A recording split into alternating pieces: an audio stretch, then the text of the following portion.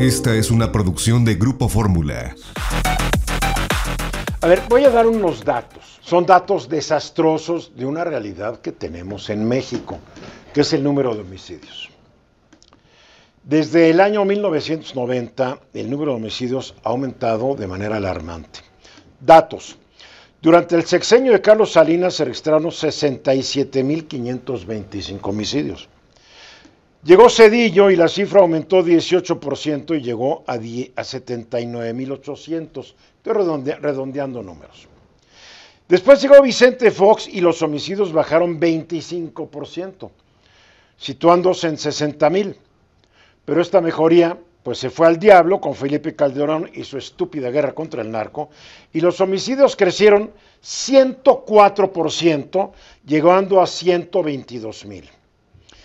Llegó Enrique Peña Nieto, el enamoradizo presidente, que no solamente fracasó en contener la violencia, sino que la empeoró con 150,500 homicidios, 23% más que con Calderón.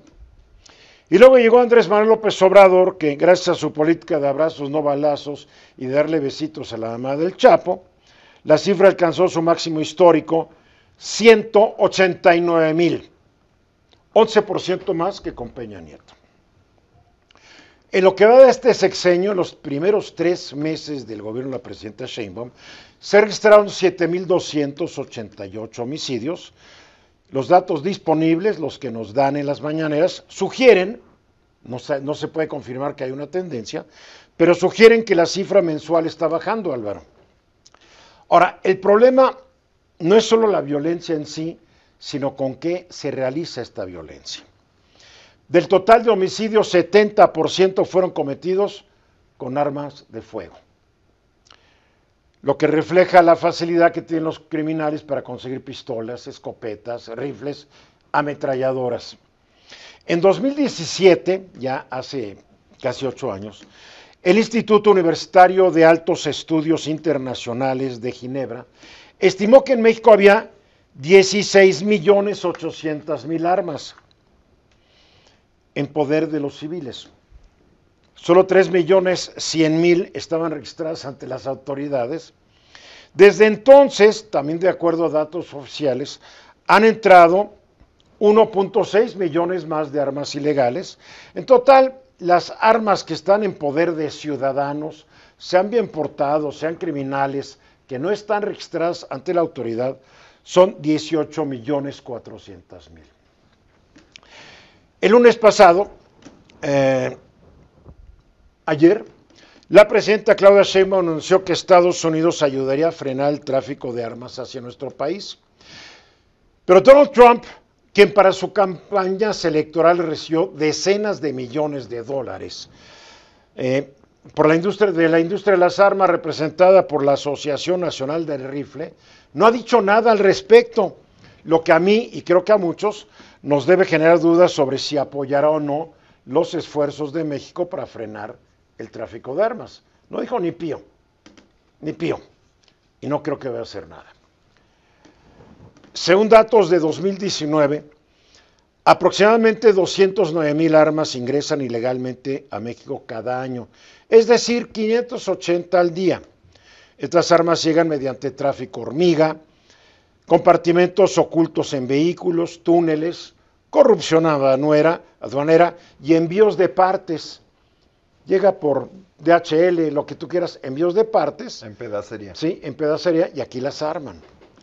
Los arsenales, lo que llega, según el cálculo, 50% de lo que llega son pistolas, 33% son rifles, 9% son revólveres, 6% son escopetas, y dentro de esto pues están los fusiles de asalto, sin olvidar el Barrett calibre 50, que tiene una potencia impresionante. La mayoría de estas armas llegan de ferias de armas que se realizan en California, Arizona, Nuevo México y Texas, donde la verdad la regulación es bastante laxa. El gobierno de López Obrador, lejos de contener esta avalancha, apenas decomisó en 6 años 28,200 armas. Dado que Estados Unidos, debido a su segunda enmienda a su Constitución, difícilmente endurecerá sus leyes. México solito debe tomar las medidas urgentes, eliminar la corrupción de las aduanas, reforzar los controles en la frontera norte y aplicar penas severas a traficantes de armas. La seguridad de México no puede depender de una potencia extranjera, de ninguna potencia extranjera. Depende que el gobierno mexicano cierre las fronteras a la entrada de estas armas, hoy controladas las fronteras por el crimen organizado. Yo espero que Claudia Sheinbaum logre lo que sus antecesores no quisieron o pudieron, que es controlar la entrada de 208.800 armas al año. Esperemos, pero no contemos con Donald Trump. Mira, yo creo que a ese último punto, uno de los libros más famosos que tiene que ver con la reducción del crimen de Estados Unidos, como sabes, es The Tipping Point de Malcolm Gladwell, que cuando leía tu columna hace unas horas, preparando el programa, me hizo pensar automáticamente en ese libro. Se decía que a través de la política de los vidrios rotos y de un ejercicio de la fuerza como muy activo. Explica qué es la política de los vidrios rotos, tal vez mucha gente no lo sabe. La política de los vidrios rotos tiene que ver con la idea de que si en un vecindario un vidrio estaba roto o un auto abandonado o que estuviera en desaseo una colonia, pues eso hacía que un criminal fuera más propenso a hacer otro crimen, porque ya veía un vidrio roto y entonces asumía que el costo o la implicación de un segundo crimen era menor. De hecho, tú recordarás... Hicieron estudios, un edificio con los vidrios rotos, si nadie los arreglaba, la gente pasaba y rompía los demás vidrios. Rompía los demás, exactamente. Si había un vidrio roto y lo arreglaban, al día siguiente ya no rompían vidrios. Un coche, lo podías dejar estacionado, pero todos los días lo lavabas, lo tenías bien arregladito, no pasaba nada. Pero si lo descuidabas, un día se llevaban un espejo, al rato ya se llevaban casi todo. Exactamente. O sea, por el descuido. El descuido. Y esa era la hipótesis con la cual Malcolm Gladwell escribe ese libro, se hace mundialmente famoso, da conferencias por todos lados.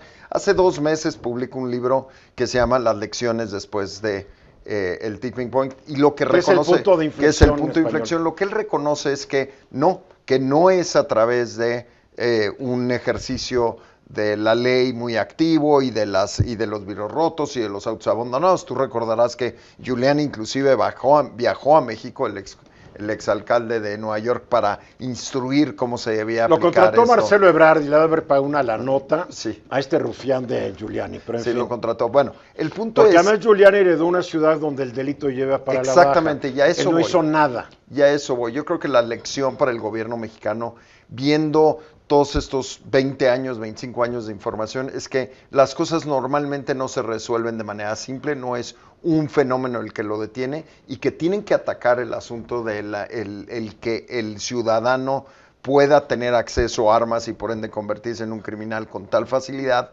desde una óptica mucho más multifactorial, ayudar al empleo, ayudar a la educación, ayudar a la estabilidad, por supuesto, como dices tú, evitar que las armas entren, si ya entraron, evitar que haya municiones. ¿Cómo las localizas y las decomisas? Exactamente. ¿No? Y cuando las decomisas, destruirlas. Es decir, si quieres reducir el crimen en México, como bien dijiste, creo que está mucho más en nuestras manos que en manos de otros países. Ya basta echarle la culpa a otros países, Eduardo. Mira, es como Estados Unidos nos echa la culpa de que el fentanilo entra por sus fronteras, porque ellos tampoco han querido o no han podido controlar la entrada de drogas, porque también allá es un gran negocio, y porque allá también hay mucha corrupción, y porque allá reparten megadólares a policías, a soldados, a militares, a gobernantes y a funcionarios. No nos hagamos guajes. La única diferencia es que ahí la impunidad, si te pescan, algo te pasa. Aquí la impunidad, pues, si te pescan no pasa nada, porque para que te pesquen está difícil. Pero cuando yo vi lo que dijo la presidenta, después vi que Trump no lo mencionó. No hizo eco. Me preocupé y dije, capaz de que Trump se lo dijo por teléfono y ahora está renegando porque es un tipo muy acostumbrado a decir una cosa y hacer otra. ¿Te acuerdas que iba a acabar con la inflación desde el primer día? Sí. Iba a acabar con la guerra en Ucrania desde el primer día. Es un mentiroso patológico. Capaz que lo dijo y la presidenta no creo que le debe haber creído. En fin. Mensajes. Esta fue una producción de Grupo Fórmula. Encuentra más contenido como este en radioformula.mx.